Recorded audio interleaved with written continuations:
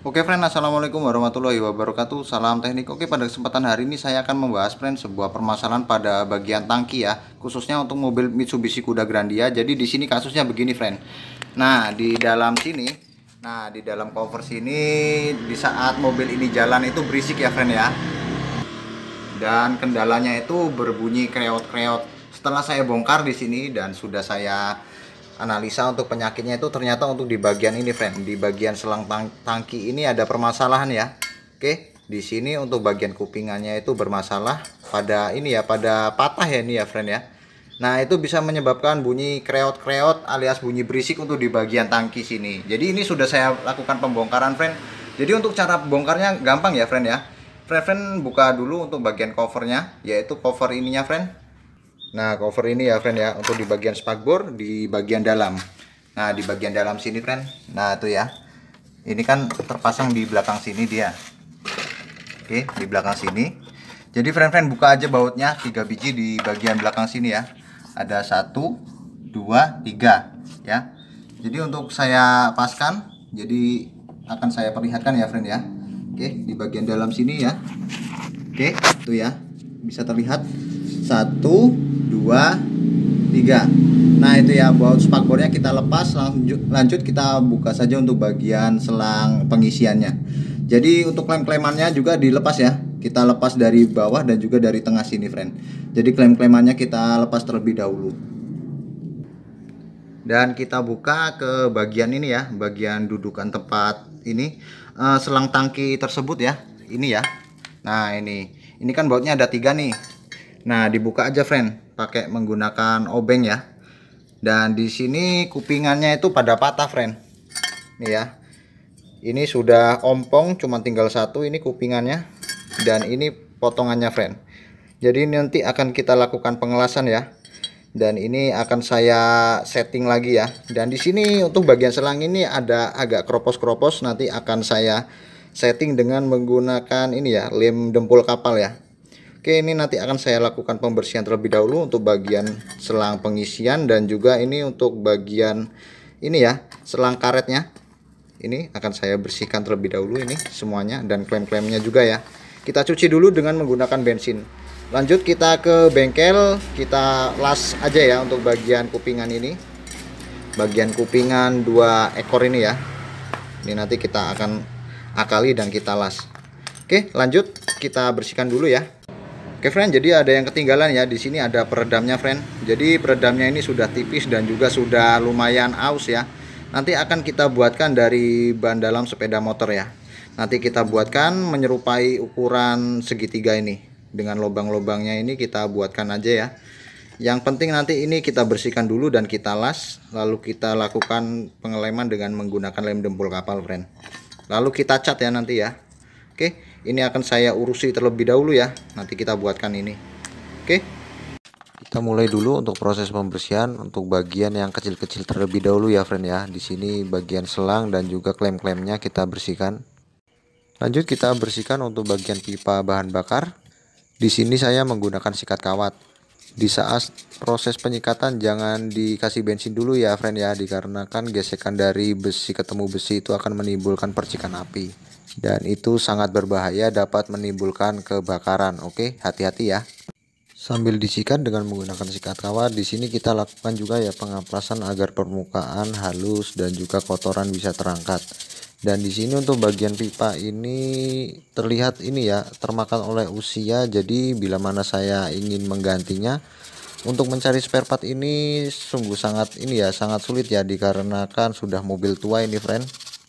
Jadi mau nggak mau kita harus ngakalinya friend. Jadi gitu ya friend ya. Bisa terlihat untuk di bagian pipa ini grepes-grepes ya, alias seperti habis kena ini ya, kena cacar ya friend ya. Jadi nanti kita akali dengan menggunakan lem dempul kapal friend. Jadi modelnya lem dempul kapal itu bukan kayak dempul biasa ya. Dia bisa menutup pori-pori untuk bagian besi yang sudah termakan usia ya.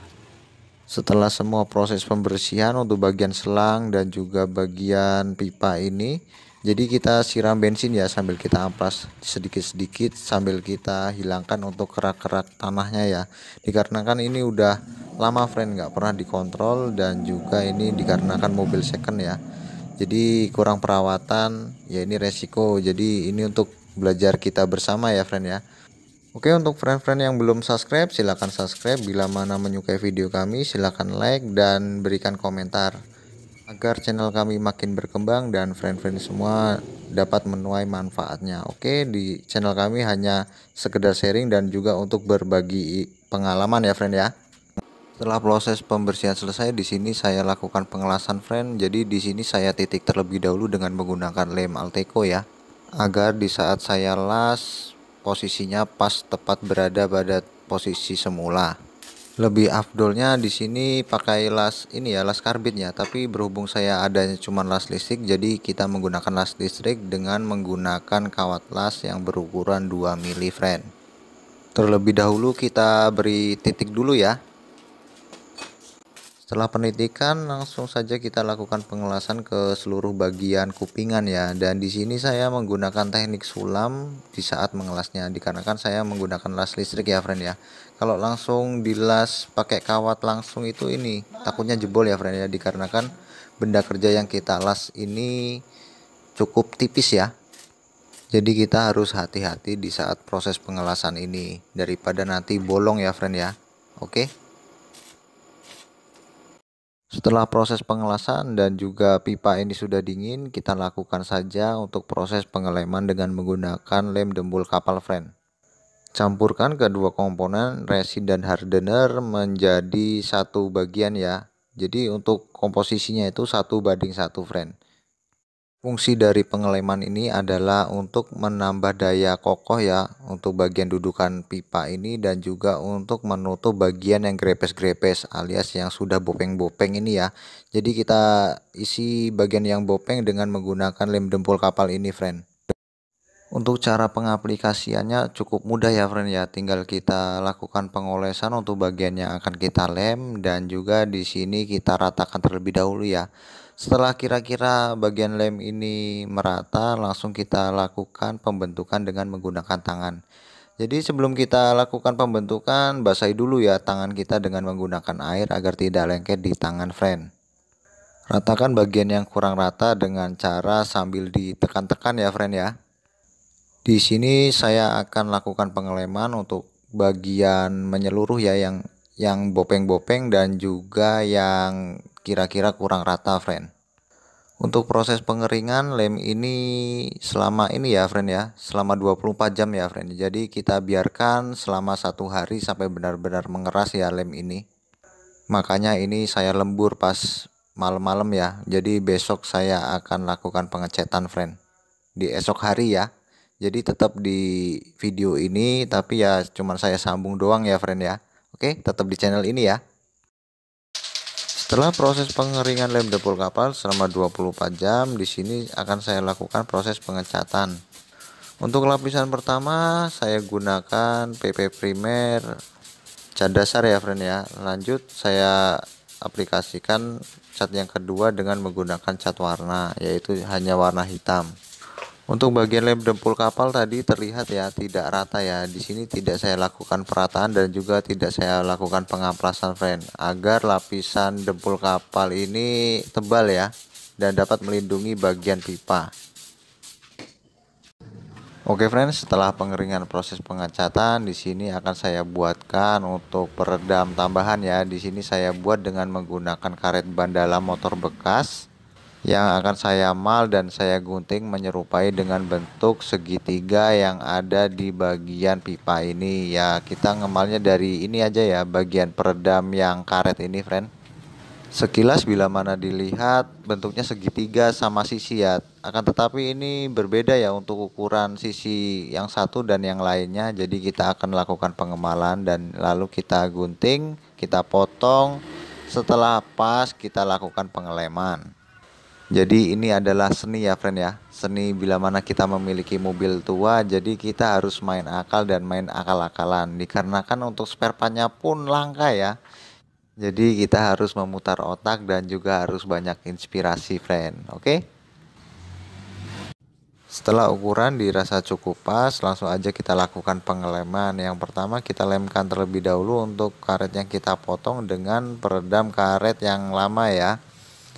Untuk pengeleman di sini saya menggunakan lem yang umum dipakai ya untuk mengelem karet, yaitu lem Aibon. Pastikan untuk permukaan yang akan kita lakukan pengeleman bersih dari debu dan kotoran ya. Dan juga di sini pastikan untuk bagian yang kita lem pas dengan lubang baut ya, dikarenakan bila mana tidak pas dengan lubang akan mempersulit proses pemasangan. Pastikan semuanya presisi ya friend ya. Oke friend, setelah proses repair dan juga perbaikan selesai, jadi ini sudah siap untuk kita pasang kembali ke mobil ya. Untuk mempermudah proses pemasangan ke mobil, di sini kita perlu pasang terlebih dahulu ya untuk bagian selang dan juga klem-klemnya. Dan untuk mempermudah selang ini bisa masuk ke bagian pipa, kita beri cairan WD-40 ataupun sejenisnya ya. Bisa juga dengan menggunakan oli, dikarenakan ini agak sulit masuk ya. Jadi karetnya sudah batat dan kita perlu pelumasan agar lebih mudah masuk. Untuk posisi selang sesuaikan dengan posisi di saat sebelum kita bongkar ya friend, agar pas seperti semula. Lanjut kita lakukan proses pemasangan ke mobil ya. Dan di sini saya menggunakan teknik dan jurus PNP, yaitu paksain paksa. Dikarenakan karet pipa tadi sudah ini ya, tidak elastis lagi dan juga sudah bantat. Jadi kita perlu melakukan pemaksaan agar bisa masuk. Sebelum kita kencangkan bagian klemnya, alangkah lebih baiknya di sini kita lakukan pemasangan baut atas terlebih dahulu ya, untuk di bagian mulut tangki. Hati-hati ya friend bila mana memasang bautnya, takutnya nanti bautnya itu bisa nyemplung ke bagian dalam tangki, itu bisa berabe ya. Jadi hati-hati ya. Setelah kita pasang baut bibir tangki atas, lanjut kita lakukan pengencangan untuk bagian klem dalam yang ada di pipa ini friend. Sedikit tips bila mana friend-friend mengalami baut spakbor yang dol, di sini kita lakukan trik akal-akalan lagi ya. Kita beri sedikit lem, yaitu lem sejenis sealer. Di sini saya menggunakan lem tribon ya. Fungsi dari pengeleman ini ialah untuk mengikat bagian baut spakbor yang sudah dol. Biarin ini ya, bagian spakbornya nggak jatuh di jalan nanti friend. Lanjut kita lakukan pemasangan tutup cover tangki ya. Di sini kita tutup terlebih dahulu untuk pipa saluran bahan bakar, untuk menghindari baut nyemplung ya, bila mana di saat kita pemasangan teledor bisa saja baut itu nyemplung. Sebelum kita kencangkan untuk bagian cover tutup tangki ini, pastikan ya pas dan rata dengan bodi mobil agar tidak jomplang dan juga presisi dengan sempurna. Oke friends, sekian dulu ya video pada kesempatan kali ini. Semoga apa yang saya bagikan ini bisa bermanfaat untuk friend-friend semua. Oke, sampai jumpa lagi dengan channel kami. Salam otomotif dan salam teknik.